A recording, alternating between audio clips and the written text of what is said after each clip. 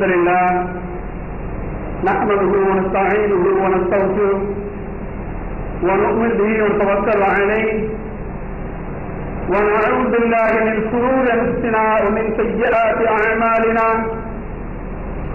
من يهده الله فلا مضل له ومن يضلله فلا هادي له ونشهد ان لا اله الا الله ونشهد ان محمدا عبده ورسوله اما بعد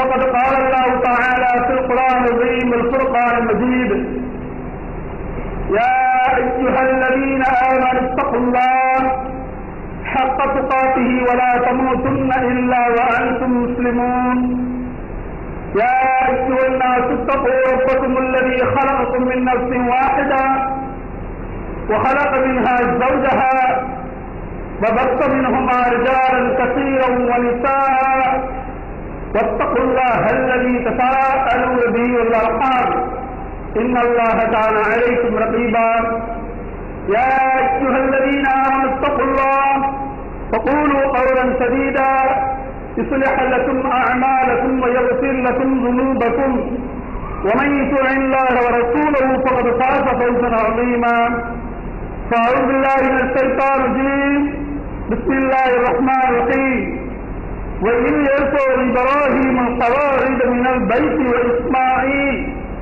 ربنا تقبل منا إنك أنت السميع العليم. உலகத்தில் எண்ணற்ற வஸ்துவை படைத்து அதிலேயும் சிறந்த படைப்பாக இந்த மனித விளைச்சல் படைத்த ஒன்றோடு அல்லாஹ்வுக்கே எல்லா புகழும்.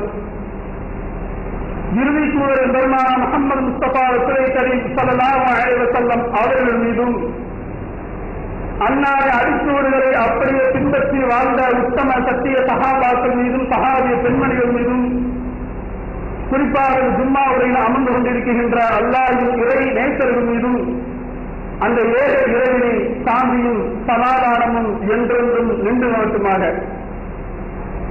அன்பிற்கினிய அல்லாஹ்வின் நல்லடியார்களே, அல்லாஹ் ஜல்லஷானஹு தஆலா இந்த புனிதமான மார்க்கத்தை அதனுடைய தூய வடிவில் நமக்கு தந்து இந்த இஸ்லாம் எதை எதை போதிக்கின்றதோ அத்துணை போதனைகளையும் ஏற்று உன்னதமான கொள்கை உடையவர்களாக உன்னதமான முஸ்லிம்களாக வாழ செய்திருக்கின்றார். அப்படி வாழ செய்கின்ற இந்த காலகட்டத்தில் அல்லாஹ்வை வணங்குகின்ற அந்த தருணத்தில் எல்லா அமல்களிலும் அல்லாஹ் நமக்கு எதை கட்டளையிட்டிருக்கின்றானோ அத்துணை கட்டளைகளையும் நாம் செய்கின்றோம். தர்மமா எடுத்துக்கொண்டாலும் சரி, ஜக்காத் எடுத்துக்கொண்டாலும் சரி, ஹஜ்ஜை எடுத்துக்கொண்டாலும் சரி, நோன்பை எடுத்துக்கொண்டாலும் சரி, தொழுகை எடுத்துக்கொண்டாலும் சரி, இப்படி எல்லா அமல்களிலுமே அல்லாஹ்வால் அங்கீகரிக்கப்பட்டு அல்லாஹ்வின் தூதரால் அங்கீகரிக்கப்பட்ட அமல்களை நாம் செய்கின்றோம். இந்த அமல்கள் அனைத்துமே நாளை மறுமையில் வெற்றியடைய வேண்டும். நாம் செய்கின்ற எந்த விதமான அமலாக இருந்தாலும், எந்த விதமான கொள்கையுடைய கோட்பாடு இருக்கின்ற எந்த விதமான கொள்கையுடைய அமலாக இருந்தாலும் அந்த அமலை நாளை மறுமையில் அல்லாஹ் ஏற்றிருக்க வேண்டும் என்றால், அல்லாஹ் அங்கீகரிக்கப்பட வேண்டும் என்றால், எவ்வளவுதான் செய்திருந்தாலும் அல்லாஹ் அதை மறுமையில் ஏற்க வேண்டும் என்றால் உணர்த்துரிமை மட்டும் இருந்தால் மட்டுமே தான் அல்லாஹ் வெற்றியை செய்வான். அந்த பெருமானார் ஸல்லல்லாஹு அலைஹி வஸல்லம் சொல்கின்றார்கள், இன்னமல் அஅமாலு பின்னியாத் வ இன்னமா லிகுல்லி இம்ரிஇன் ஃபமன் கானத் ஹிஜ்ரத்துஹு. செயல்கள் அனைத்தும் எண்ணங்களை பொறுத்து. எந்த விதமான செயல்கள் செஞ்சாலும், எந்த விதமான அமல்கள் செய்தாலும் அந்த அமல் இருக்கின்ற பார்த்தீங்களா, இந்த அமலை அல்லாஹ் எதற்கு தீர்மானிக்கின்றார் என்றால் எண்ணங்கள் வைத்து.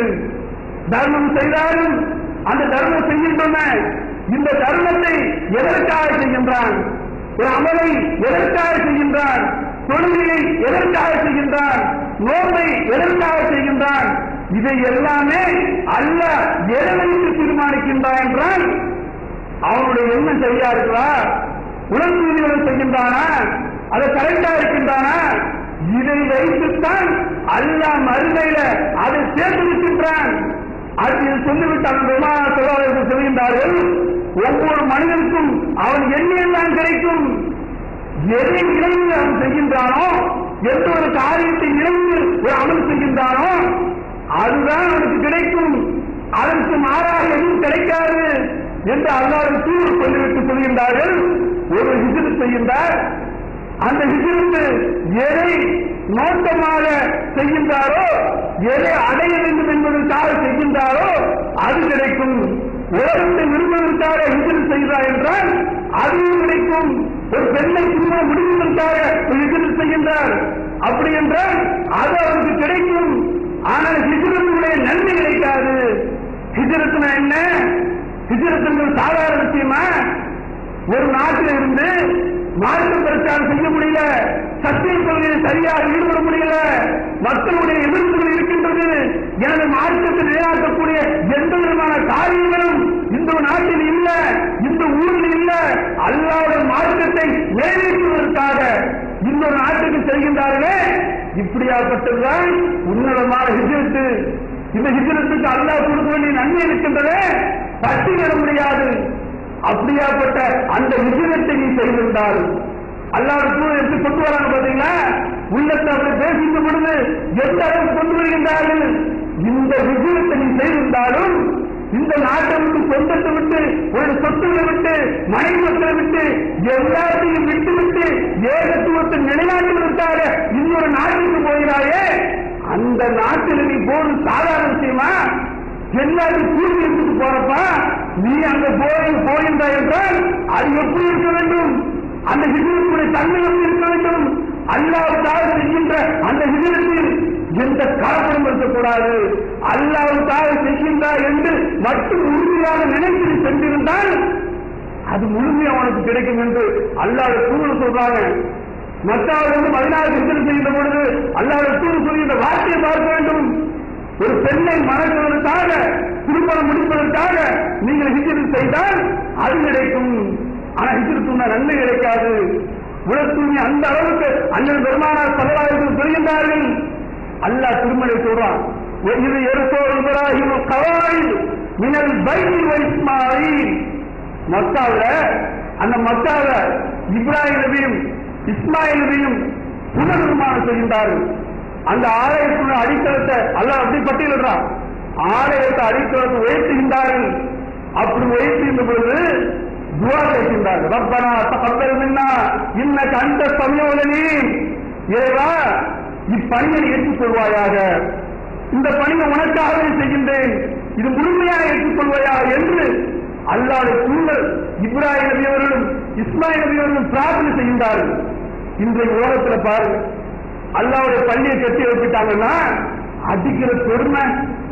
நான் கட்டி கொடுத்தேன், ஒரு பள்ளிவாசல் திரும்பி வாங்கி போட்டாலும் அன்பளிப்பு, என் சாஜா மைதி சேன் வாங்கி கொடுத்தாங்கன்னா என் பச்சையின் மைதி, பள்ளிவாசலுக்கு என்ன பொருளை கொடுத்தாலும் அதையும் பேரை பார்க்கின்றோம். அல்லாஹ்வுடைய பள்ளிக்கு எந்த உதவி செய்தாலும் நம்மை விட்டுட்டு பிறாக பாருங்க. அப்ப உங்களுடைய எண்ணம் எப்படி அமைகின்றது? இந்த உலகத்தில் பேர் கிடைக்க வேண்டும், இந்த உலகத்தில் நம்மை அனைவரும் போற்றி புகழ வேண்டும், எனது பேர் நிலைநாட்ட வேண்டும் என்பதற்காக செய்தார்கள். எதுவுமே கிடைக்காது.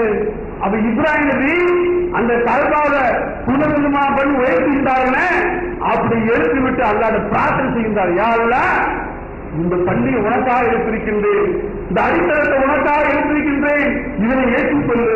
இது எந்த விதமான எதுவும் எண்ணமும் கிடையாது, உனது திருமணத்தை அடைவதற்காக மட்டுமே தான் இந்த பள்ளி எழுப்பியிருக்கிறது என்று இஹ்ராஸோடு சொன்னார்கள். இந்த இஹ்ராஸ் இருக்கின்றதா? இந்த வாழ்க்கை எல்லா விஷயத்தையும் பார்க்க வேண்டும். அதோடு இந்த உலகத்தில் எல்லா அமல்கள் செய்திருந்தாலும், எல்லா அமல்கள் இந்த உலகத்தில் நடைமுறை செய்திருந்தாலும், ஆனா அல்லாஹ் எதை வச்சு தீர்மானம் பார்த்தீங்கன்னா உலகத்தூய்மை வச்சு. இதுல 3 விஷயங்கள் சொன்னா திருத்திரும். எல்லா அமல்களையும் செய்திருந்து உலகத்தூய்மை மட்டும், இஹ்லாஸ் மட்டும் இல்லை என்றால் நரகத்திற்கு போகக்கூடிய சூழ்நிலை ஏற்படுகின்றது. அதே போல எல்லா அமலும் செய்யல, ஒரு அளவு இஹ்லாஸ் இருக்கின்ற ஒரு சூழ்நிலையின் தகுதி, அவர் சூழ்நிலையினால் இஹ்லாஸ் இருக்கின்றாரு, சில அமலும் செய்ய முடியல, இதுக்கும் அல்லாஹ் என்ன செய்யறான்? நன்மை அதிகப்படியா தாரான். முதல்ல பார்ப்போம். 3 பேர் அல்லாஹ் நரகத்துக்கு எறிகிறான். அவன் யாருக்கு தெரியும்? வேதனை தெரியல. என்னன்னா மார்க்க பேச்சாளர். ஒருவர் யாரு? மார்க்க பேச்சாளர், நரகத்துக்கு போகிற தலைமையான ஆள். 2வது யாரு?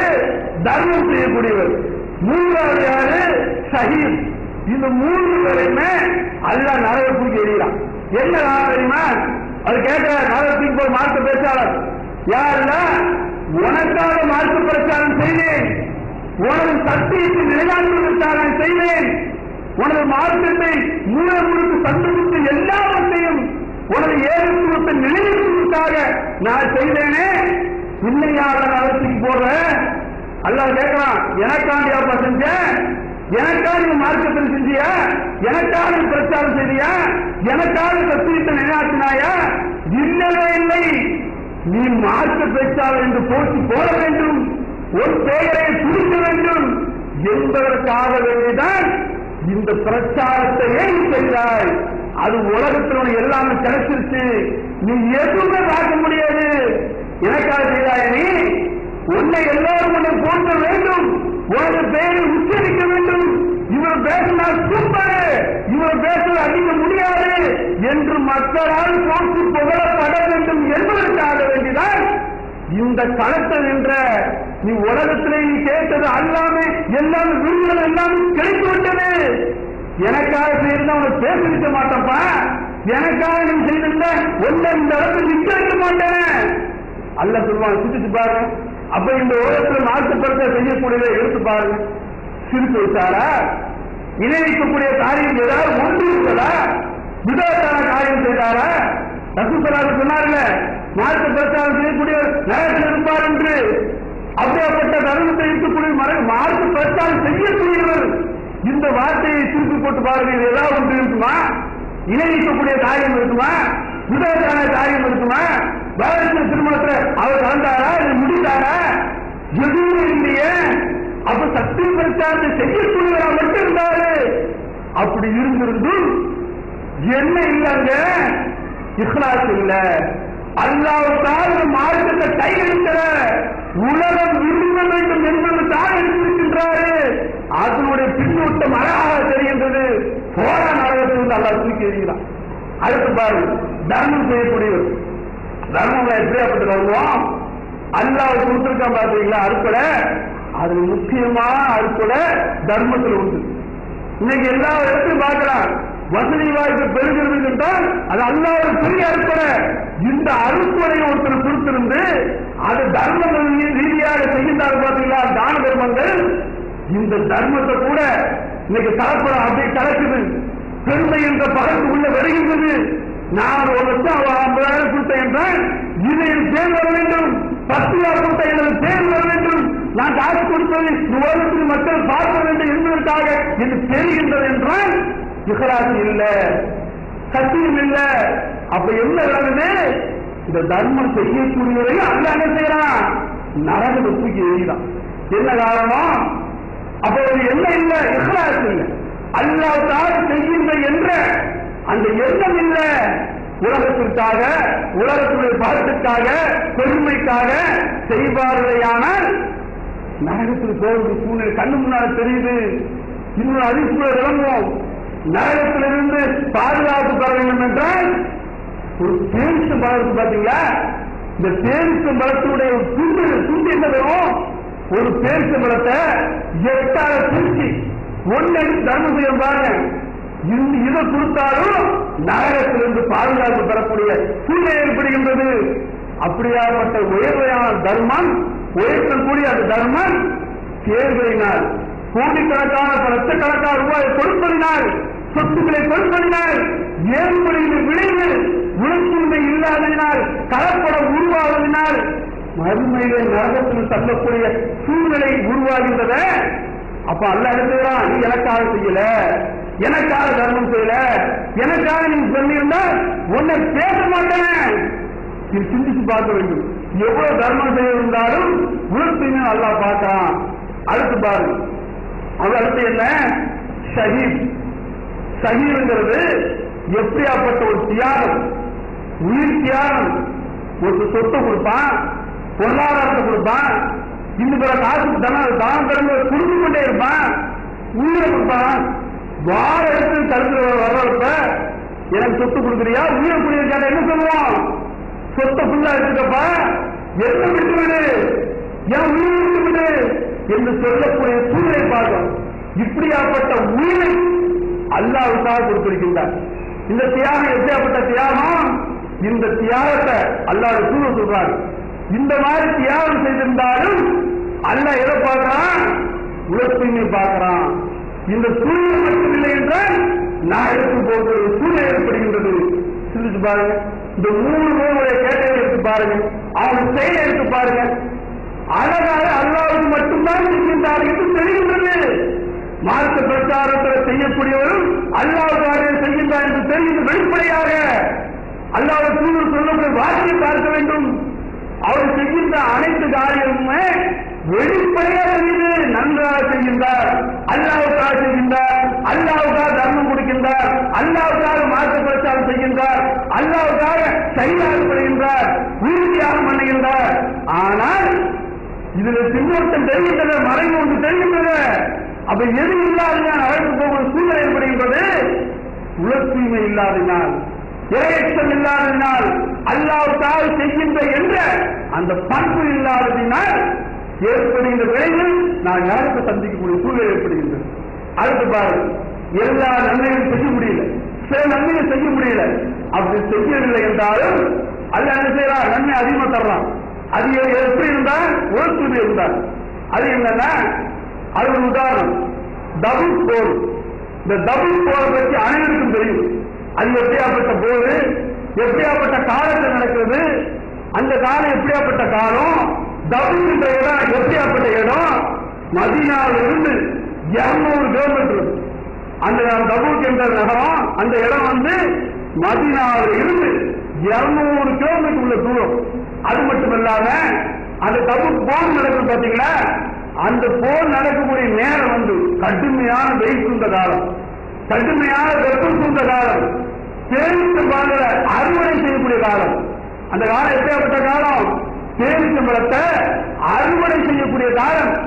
அந்த காலத்தில் என்ன நடக்குது? போர் நடக்குது. ரசூல் ஸல்லல்லாஹு அலைஹி வஸல்லம் அறிவிக்கிறாங்க, யார் யாரிடத்தில் வாகனம் இருக்கின்றதோ அனைவரும் இந்த போருக்கு கலந்து கொண்டு தீர வேண்டும் என்று அல்லாஹ் சூழல் அறிவிக்கிறார்கள். அப்ப மக்கள் எல்லாம் வராங்க. 3 பேர் வராமல் அந்த அறிவிப்புல வரல. அது இன்னும் சொல்றது இருக்குது. அது என்னன்னா, எல்லாத்தையும் அழைப்பு கொடுத்து விட்டு அல்லாஹ் சூழல் போய் கொண்டிருக்கின்றார்கள். சிலர் சொல்லிட்டீங்கன்னா முடியாத சூழ்நிலை சொல்லிட்டாங்க. அவங்க வந்தவங்களை மட்டும் அப்படி கூட்டு விட்டு போயிட்டு இருக்காங்க. பாலைவனத்தை கடந்து கொண்ட ஒவ்வொரு கணவாயா அப்படி கடந்து போய் கொண்டிருக்கிறாங்க. அப்ப அல்லாஹ் சூழல் சொல்றாங்க, ஒவ்வொரு இடத்தையும் கிடைக்கின்றீர்கள், ஒவ்வொரு கணவாயா கடந்து கொண்டு இருக்கின்றீர்கள், பாலைவனத்தை கடந்து கொண்டிருக்கின்றீர்கள். இது அனைத்துமே உங்கள் நன்மை முற்றிலுமா எதிர்பட்டுக் கொண்டிருக்கின்றது. யாருடன்? உலகத்துமையுடன். அல்லாஹ்வுக்காக இந்த போல கலக்க முடியவில்லையே, நோய்வாய்ப்பட்டிருக்கின்றன என்று எக்காலத்துடன் இருக்கின்றாரே, அந்த நோய்வாய்ப்பட்டவர்கள் அவர்களுடனும் ஒவ்வொருக்கும் சேர்ந்து இந்த நன்மை எதிர்பட்டுக் கொண்டிருக்கின்றது. சிந்திச்சு பாருங்க.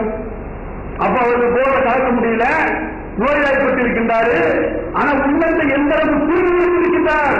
நான் கலக்க முடியல, நோய்வாயிலான ரொம்ப ஆயத்தமா இருக்கின்றேன், நோய்வாய் தள்ளப்பட்டுக் கொண்டிருக்கின்றேன், எனது சூழ்நிலை இப்படி இருக்கின்றது என்று எண்ணியவராக உறுதியாக இஸ்லாத்தோடு இருந்தாரே, இந்த தூய்மைக்கு அல்லாஹ் செய்யறான், நன்மை கொடுக்கிறான் என்று அல்லாஹ் சூழல் சொல்லுகின்றார். அப்ப 3 பேரை சிந்திச்சு பாருங்க. அவங்க செய்கின்ற அமல் அனைத்தும் சிந்திச்சு பாருங்க. இவருடைய அமலை சிந்திச்சு பாருங்க. அப்ப அல்லாஹ் தேவை என்ன? நீ எவ்வளவு பண்ணியிருந்தாலும் எனக்கு தேவை உனது தூய்மை தான். இந்த தூய்மை இருந்தால் மட்டுமே தான் வெற்றி கிடைக்கும் என்று டிக்ளேர் பண்றாங்க அல்லாஹ் சூழல். அடுத்து இறைவசனம் பாரு, அல்லாஹ் சாட்டை எடுக்கிறாரு.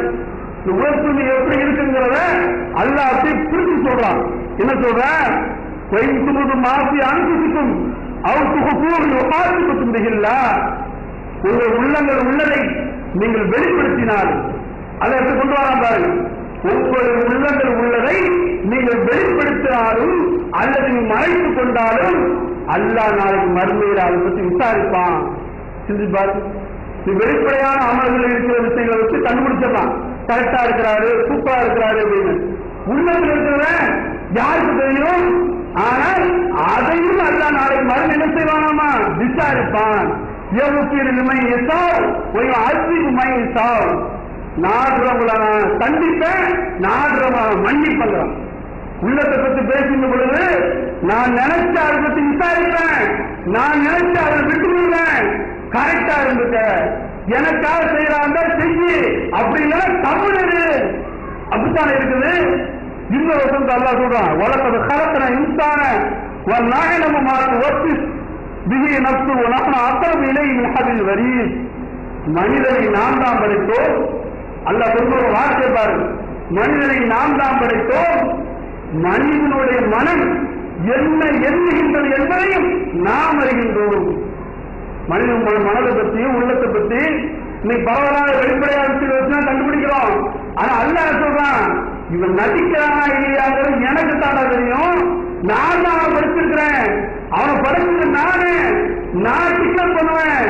இவன் எதுக்காக செய்யறான், எந்த மோசத்திற்காக செய்யறான், எந்த காரியத்திற்காக செய்யறான், படைச்சவன் நானாச்ச.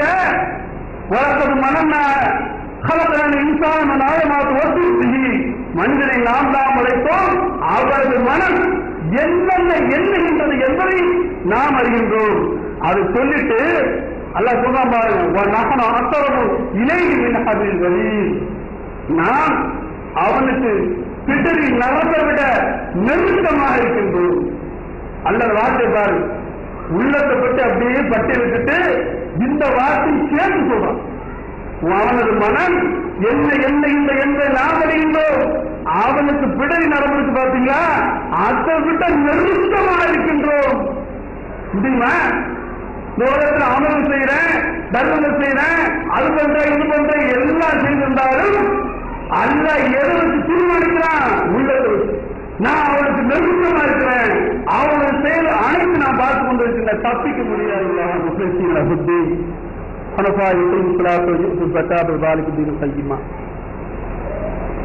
எல்லா அமல்களுமே அது தீர்மானிக்கிறது தூய்மைதான்.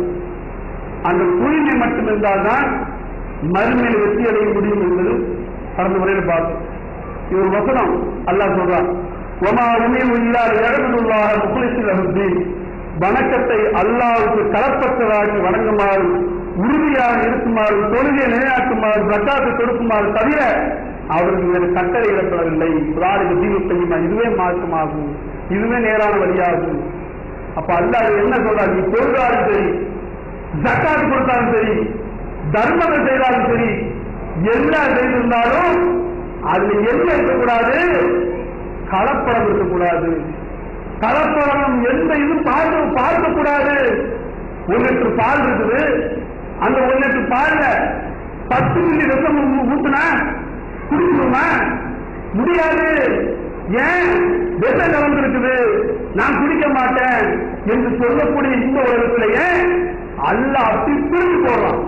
எனக்காக வணக்கம் செய்தாயா, எனக்காக சொல்றாயா, எனக்காக சட்டால் கொடுத்தாயா, முகலிசீல உத்தீன், அதுல எந்த விதமான கலப்படம் இருக்கக்கூடாது, எந்த விதமான கலப்படங்கள் தெரியக்கூடாது, எனக்கு மட்டுமே விட்டுவிடு, நான் எடுத்துக்கிறேன் உன்னுடைய வழக்கத்தை, கலப்படம் இருக்கக்கூடாது என்று அல்லாஹ் சொல்றாங்க. சிந்திச்சு பாருங்க. அப்ப இதெல்லாம் என்ன வருதுன்னா இறையச்சம் அந்த இடத்துல இல்ல. அல்லாஹ்வுக்காக செய்கின்ற என்ற அந்த உலகத்தூய்மையோடு சேர்ந்த இறையச்சம் இல்ல. இறையச்சம் இல்லாததினால் ஏற்படுகின்ற விளைவு பகட்டு, பெருமை, ஆணவம், அதிகாரம் எல்லாமே ஊடுருகின்றது. அப்ப இதெல்லாம் பாட்டறிவித்து உடைக்க வேண்டும் என்றால் உள்ளத்தை சரியா வச்சுக்கணும். நம்ம உள்ளத்தை அல்லாஹ் விசாரிப்பான். வெளிப்படையான பேசுகிற பேச்சு வந்து நான் தீர்மானிச்சுவோம். அல்லாஹ் சைவே அல்லாஹ் பார்க்கிறான். எல்லாத்தையும் சைவனுடைய அந்தஸ்து எப்படியாப்பட்டது, அந்த நன்மை தெரியும். எல்லா பாவமும் மன்னிச்சிருவான், ஒன்றை மட்டும் விட்டு வச்சிருவான். என்னது? தனி நபருக்கு செய்கின்றா பார்த்து தீர்ந்து அதை மட்டும் விட்டு வச்சிருவான். கடன் வாங்கிட்டாரா, அந்த கடன் ஆச்சாத்த பொறுப்புக்குள்ள போக முடியும். ஏன் பார்க்கிறான்? நீ அது சரியா செஞ்சு, அவனை ஏதாவது திட்டினாயா, ஏதாவது பேசினாயா, வருத்தத்தை ஏற்படுத்தினாயா, அவன் மன்னிக்காத, நான் மன்னிக்க மாட்டேன். இதெல்லாம் எதை வச்சு? சிந்திச்சு பார்க்கணும். உள்ளத்தை காயப்பட்டுனாயா, நீ பணம் வாங்கினாய திரும்ப கொடுக்கலையா, மனசு நொந்து வச்சுட்டிய, விடமாட்ட உன்னை எனக்காக நீ செய்யாத பட்டாலும் எனக்காக நீதியாக மன்னித்தாலும் முடியாதப்பா. உள்ளத்தை பத்தினா உன்னை விசாரிப்பேன், நீ சரியாயிரு. தனிநபருக்கு கொடுத்தாலும் அதுல எந்த விதமான கலப்படம் பார்க்க கூடாது. இந்த அல்லாஹ் டிக்ளேர் பண்றான. இது எல்லாமே இறையற்ற மடிவில் இருக்கின்றதா? சொல்லுவோம் இறையற்றம் இல்ல, இறையற்றம் இருக்குது இப்படி சொல்லுவோம். ஆனா இறையற்றத்திற்கு ஒரு தீர்வு சொன்னா அழகா விளங்கும். இந்த உதாரணமா, நீ ஜவுளி கடைக்கு போறீங்க, ஜவுளி கிடைக்கும் அல்லது தங்க கிடைக்கும், ஏதோ ஒரு கடைக்கு போறீங்க. உள்ள என்று யாரும் யார் இருப்பான்? முதல்ல செக்யூரிட்டி இருப்பான். உள்ள போறதுக்கு முன்னாலே ஒவ்வொரு அடித்தளம் செக்யூரிட்டி இருப்பான். அவன் மேல நீங்க வச்சு பார்ப்பான். செக்யூரிட்டி வச்சு என்ன இருக்கு, என்ன வச்சிருக்கா, என்ன உள்ள கொண்டு போறான்னு அதை வச்சு பார்ப்பான். அதுக்குள்ள போனோம்னா அதுக்கு பாதுகாக்கக்கூடிய இடத்துல ஆள் வச்சு காவலாளி வச்சிருப்பான். கண்காணி கூட ஆள் வச்சிருப்பான். ஒரு செக்ஷன்ல 10 பேர் 15 பேர் வச்சிருப்பான். என்ன பண்றான், நீ பொருள் வாங்க வர்றாரா, இந்த திருட வர்றானா, என்ன யாருக்கு தெரியும்? அப்படியாப்பட்ட ஒரு செட்டத்தை ஒவ்வொரு செக்ஷன் இருக்கும். ஸ்டாண்டு வாங்க போனா அங்க தனி செக்ஷன் 10 பேர் இருப்பான். விக்கிற 4 பேர் இருந்தாலும் கண்காணி கூட 6 பேர் இருப்பான். அப்படி ஜவுளி கடையில சேலை எடுத்து போனாங்க, பெண்கள் இடத்துல எப்படி எடுக்கலாம், எப்படி கொண்டு போவாங்க தெரியாது, அதை பார்க்கறதுக்கு 4 பேரு. இப்படி ஒவ்வொரு தரத்தை வச்சிருக்கான். இப்படி எல்லாத்தையும் மீறி எதை வச்சிருப்பான்? ஒவ்வொரு 10 பேர் ஒவ்வொரு சக்தியும் வச்சிருக்கான். இது எல்லாத்தையும் மீறி ஒண்ணு வச்சிருப்பான். சுத்தி கேமரா வச்சிருப்பான். இங்கிட்ட ஒரு கேமரா, அங்கிட்ட ஒரு கேமரா, இந்த ஒரு கேமரா, சுத்தி சுத்தி கேமரா இருக்கும். இத்தனை மக்களை மீறி அவன் திருடிடுவான். திருடக்குண்டான வாய்ப்பு இருக்கின்றது, மக்களுடைய கண்களை மறைப்பதற்குண்டான காரணங்கள் இருக்கின்றது என்று எண்ணி சுத்தி கேமரா வச்சிருக்கானே. ஏன் வைக்கிறான்? திருட்டு போயிடும். அப்படி உலகத்திலேயே ஒரு நிர்வாகம் பண்ணக்கூடிய இடங்கள்ல இந்த அளவு டெக்னிக்கா ஒரு மனிதன் யோசிக்கிறாங்க. அல்லாஹ் எப்படி பார்ப்பான், நம்ம எந்த அளவு கண்காணிக்கிறான். கூலியர் மரத்து இருக்கிறாரு, நம்ம ரூபா வாங்கக்கூடிய மரத்து வெளியே காத்துட்டு இருக்கிறாரு. அல்லாஹ் புண்ணியத்தை ஒப்பாக்கும் மரத்து மௌத்தில்லத்தி உறுதியும் சும்மையில அரசுக்கு கூட்டவும் நபியை கூறுவீராக, உங்கள் நியாயப்பட்ட வாழ் உங்களை இருக்கின்றார், உங்கள் ஊரை கைப்பற்றும் கொண்டுள்ள மீது உங்கள் மீது என்னிடம் இருக்கின்றது என அல்லாஹ் டிக்ளேர் பண்றானே. கூறியே இருக்கிறார் ஒரு மலக்கு, வளர்க்கிற இடம் ஒரு மலக்கு, முன்மலக்கு பின்மலக்கு என்று 5 கூடியே இருக்கிறாரு. இது எல்லாத்தையும் மீறி அல்லாஹ் பார்த்து கொண்டிருக்கிறாங்க. அல்லாஹ் உற்றுநோக்கி பார்த்து கொண்டிருக்கின்றான. இந்த அளவுக்கு நம்பி வைத்திருக்கின்றோம், இந்த அளவு இறையச்சத்தை உறுதியா இருக்கின்றோம். செயல்பாட்டில் இல்லை என்றால் இறையச்சத்தை தானாவே தெரிந்திருந்து சுற்றுநூலாக அடித்து நொறுக்கக்கூடிய காரணத்தை நாமளாக ஏற்படுத்தினால் நாளைக்கு மறுமையில வெற்றி கிடைக்குமா? எந்த ஒரு அமலா இருந்தாலும் அது வெற்றி அடைய வேண்டும் என்றால் இஹ்லாசுடன் இறையச்சத்துடன் இருந்தால் மட்டுமே தான் மறுமை வெற்றி அடைய முடியும் என்று கூறியவனாக என் உரை இருக்கின்றேன்.